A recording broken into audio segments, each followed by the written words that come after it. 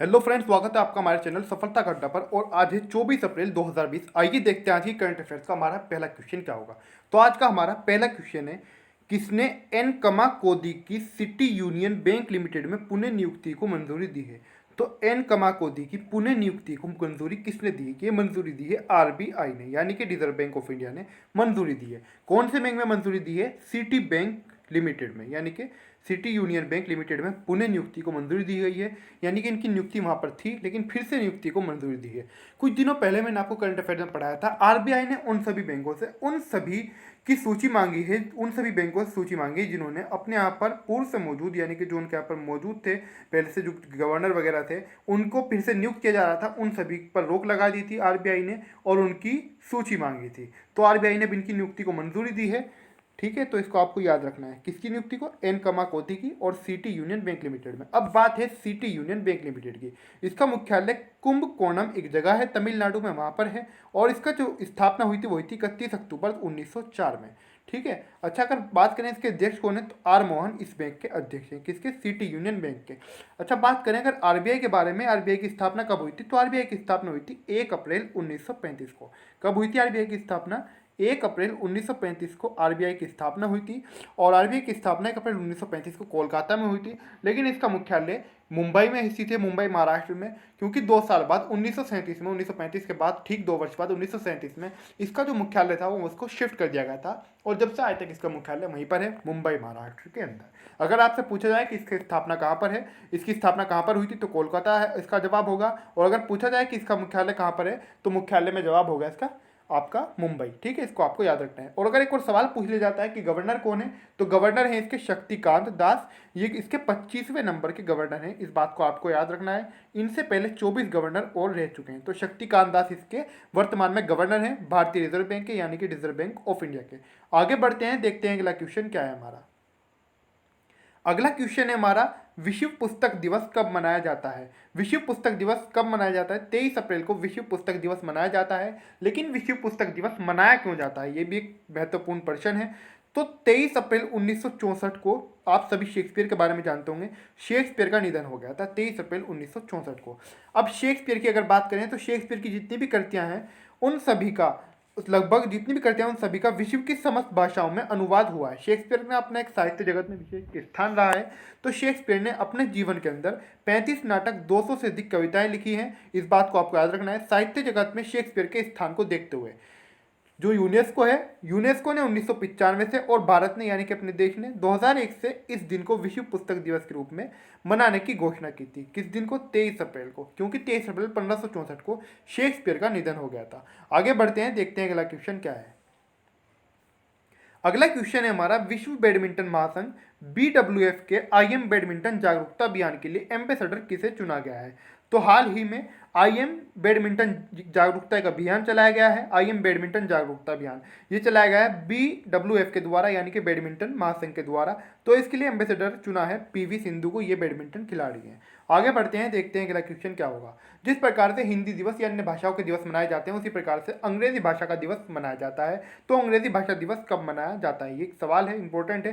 23 अप्रैल को अंग्रेजी भाषा दिवस मनाया जाता है। इसको आपको विशेष रूप से याद रखना है, क्योंकि अंग्रेजी हम सभी के लिए अति महत्वपूर्ण है। आगे बढ़ते हैं, देखते हैं अगला क्वेश्चन क्या है हमारा। अगला क्वेश्चन है हमारा, फेसबुक जियो के सौदे के बाद जैक मा को पछाड़कर एशिया के सबसे अमीर व्यक्ति कौन बन गए हैं? तो जैक मा को पछाड़कर एशिया के सबसे अमीर व्यक्ति बन गए हैं मुकेश अंबानी। इस बात को आपको याद रखना है। हाल ही में फेसबुक और जियो के मध्य समझौता हुआ है, एक सौदा हुआ है। कल भी मैंने आपको करंट अफेयर्स में इन दोनों के बारे में पढ़ाया था। इनसे संबंधित एक क्वेश्चन वहाँ पर भी था, समझौता क्यों हुआ है, क्या कारण रहे हैं, तो वो सब मैंने आपको कल बता दिया था। तो एशिया के सबसे अमीर व्यक्ति कौन बन गए हैं? मुकेश अंबानी बन गए हैं। किसको पछाड़कर? जैक मा को पछाड़कर। पहले भी जो स्थान था मुकेश अंबानी के पास ही प्राप्त था, यानी कि यही सबसे अमीर व्यक्ति थे। लेकिन जैसे ही कोरोना वायरस महामारी फैली और इनका जो स्थान था अर्थव्यवस्था के अंदर गिरावट आई, तो इनका स्थान, ये कुछ पायदान खिसक कर नीचे आ गए थे मुकेश अंबानी। लेकिन अब फिर से समझौता हुआ है फेसबुक और जियो के मध्य। तो अब ये जैक मा को पछाड़कर फिर से एशिया के सबसे अमीर व्यक्ति बन गए हैं। कौन बने हैं? मुकेश अंबानी। अगर बात फेसबुक की करें तो इसकी जो स्थापना हुई थी वो 2004 में हुई थी। और इसके जो CEO हैं वो है मार्क जुकरबर्ग। आगे बढ़ते हैं, देखते हैं अगला क्वेश्चन क्या है हमारा। अगला क्वेश्चन है हमारा, किस राज्य सरकार ने कोरोना के मद्देनजर सिगरेट, बीड़ी, गुटखा, जर्दा, सुपारी, ई हुक्का समेत सभी तंबाकू पदार्थों के उपयोग व बिक्री पर रोक लगा दी है? इस बात को विशेष रूप से याद रखना है, मात्र बिक्री पर ही नहीं, उपयोग व बिक्री दोनों पर रोक लगा दी है। किसने लगाई है? ये लगाई है झारखंड सरकार ने।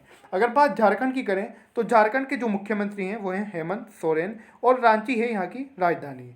राजधानी क्या है? रांची। और द्रौपदी मुर्मू हैं यहाँ के राज्यपाल। इस बात को आपको विशेष रूप से याद रखना है, झारखंड ने ये रोक लगाई है।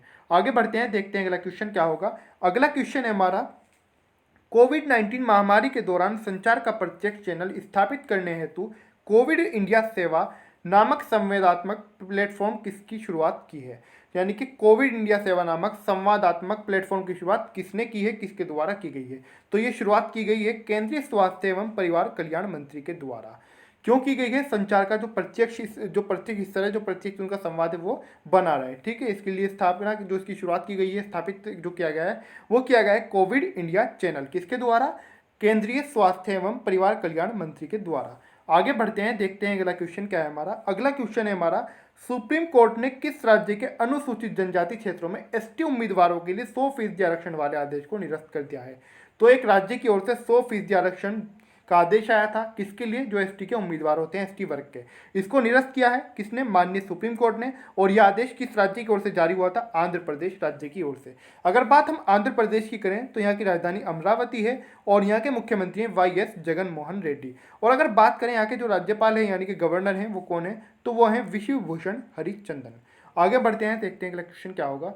अगला क्वेश्चन है हमारा, भारत की सबसे बड़ी आईटी कंपनी किस देश का पहला पूर्ण डिजिटल बैंक लॉन्च करेगी? यानी कि उस देश का प्रथम पूर्ण डिजिटल, यानी कि पूर्णतया हर तरीके से वो डिजिटल है, उस बैंक को लॉन्च करेगी भारत की सबसे बड़ी कंपनी। हम सभी भारतीयों के लिए बड़े गौरव की बात है।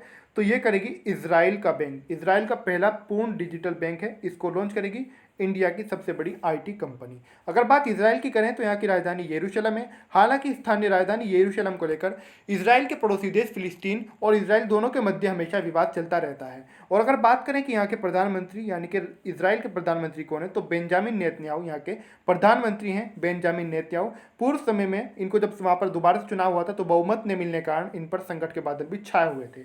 आगे बढ़ते हैं, देखते हैं अगला क्वेश्चन क्या होगा। अगला क्वेश्चन है हमारा, देश भर में स्वास्थ्य कर्मियों पर हो रहे हमलों के मद्देनजर सरकार के द्वारा लाए गए अध्यादेश के तहत दोषियों को कितने वर्ष सजा हो सकती है? स्वास्थ्य कर्मियों पर जगह जगह पर हमले हो रहे हैं, जहां पर भी ये लोग जांच करने जाते हैं, कई तरह की घटनाएं हो चुकी हैं, हिंसा, मारपीट, पथराव वगैरह की। तो उसके तहत सरकार के द्वारा, केंद्र सरकार के द्वारा एक अध्यादेश लाया गया है। उसके तहत जो आरोपी होंगे, दो दोषी होंगे, उनको कितने वर्ष की सजा हो सकती है? तो 7 साल की उनको सजा हो सकती है। आगे बढ़ते हैं, देखते हैं अगला क्वेश्चन क्या है हमारा। अगला क्वेश्चन है हमारा, हुआवे इंडिया के नए सीईओ कौन बने हैं? तो हुआवे इंडिया के नए सीईओ बन गए हैं डेविड ली। अगर बात करें हुआवे कंपनी की, ये तो सीईओ बने हैं इंडिया के। इस पूरी कंपनी के जो सीईओ हैं वो हैं रेन जेंग फेई। और अगर बात करें कि इसका मुख्यालय कहाँ पर है, तो शेनज़ेन चीन के अंदर की जगह है। तो शेनज़ेन चीन इसमें इसका मुख्यालय किसका? हुआवे का। अच्छा, बात चीन की है तो अगर बात चीन की करें तो यहाँ के जो राष्ट्रपति हैं वर्तमान में, उनका नाम है शी जिनपिंग। और जो इसकी राजधानी है बीजिंग। और अगर बात करें चीन की जो करेंसी है वो है रेन मिनबी। इसको भी आपको याद रखना है। आगे बढ़ते हैं, देखते हैं अगला क्वेश्चन क्या है हमारा। अगला क्वेश्चन है हमारा, किस राज्य सरकार के द्वारा आयु एवं सेहत साथी ऐप लॉन्च किया गया है? तो आयु एवं सेहत साथी नामक जो ऐप लॉन्च किया गया है वो किसके द्वारा किया गया है? वो किया गया है राजस्थान सरकार के द्वारा। अब बात राजस्थान की है तो यहाँ के राज्यपाल कलराज मिश्र हैं, मुख्यमंत्री अशोक गहलोत हैं, कांग्रेस की सरकार है यहाँ पर, और राजधानी है यहाँ की जयपुर। ठीक है, राजस्थान की। आगे बढ़ते हैं, अगला क्वेश्चन देखते हैं। अगला क्वेश्चन क्या है हमारा। अगला क्वेश्चन है हमारा, कोविड इंडिया सेवा प्लेटफॉर्म किसने लॉन्च किया है? तो कोविड इंडिया सेवा नाम से एक प्लेटफॉर्म लॉन्च किया गया है। हाल ही में स्वास्थ्य मंत्रालय के द्वारा एक प्लेटफॉर्म लॉन्च किया गया है। बात अगर करें स्वास्थ्य मंत्री कौन है वर्तमान में हमारे, तो केंद्रीय स्वास्थ्य मंत्री हैं डॉक्टर हर्षवर्धन। अगला क्वेश्चन है हमारा, किस देश ने अपने पहले सैन्य उपग्रह नूर का सफल प्रक्षेपण किया है? तो नूर इसका नाम है, इनका जो सैन्य उपग्रह है, और इन्होंने सफल प्रक्षेपण किया है। बात हो रही है ईरान की। ईरान ने इसका अपने प्रथम सैन्य उपग्रह का प्रक्षेपण किया है। अगर ईरान की बात करें तो राजधानी तेहरान है, राष्ट्रपति यहाँ के हसन रूहानी है, और फारसी यहाँ की राजभाषा है। आज की जो हमारी करंट अफेयर्स है वहीं पर समाप्त होती है। आपको वीडियो कैसा लगा प्लीज़ लाइक, शेयर और कमेंट करना बिल्कुल भी ना भूलें। लाइक और शेयर ज़रूर करें और कमेंट करके ज़रूर बताएं। और आपको हमारे चैनल सफलता का अड्डा, अभी तक आपने हमारे चैनल सफलता का अड्डा सब्सक्राइब नहीं किया है तो प्लीज़ जरूर सब्सक्राइब कर दें, ताकि आपको आने वाली नई वीडियो का नोटिफिकेशन मिलता रहे। आगामी सभी परीक्षाओं के अंदर कोरोना वायरस से भी पूछे जाएंगे अहम सवाल। यदि आप उस तरह की अपने कोरोना वायरस से लेकर कोविड-19 के क्वेश्चन को लेकर अपडेट रहना चाहते हैं, उनसे हर तरह की जुड़ी जानकारी रखना चाहते हैं, परीक्षाओं के अंदर उस तरह के क्वेश्चन को आप छोड़कर नहीं आना चाहते, उनको हल करना चाहते हैं, तो हमारी डेली करंट इसकी क्लास चल रही है कोरोना वायरस से संबंधित कोविड-19 क्वेश्चन की। आज हमारी चौथी क्लास आ चुकी है, कल 5वीं क्लास आएगी, तो आप उससे जुड़ सकते हैं, हमारे चैनल पर जाकर उसको विजिट कर सकते हैं, आप देख सकते हैं। तो अभी तक आपने हमारे चैनल सफलता का अड्डा सब्सक्राइब नहीं किया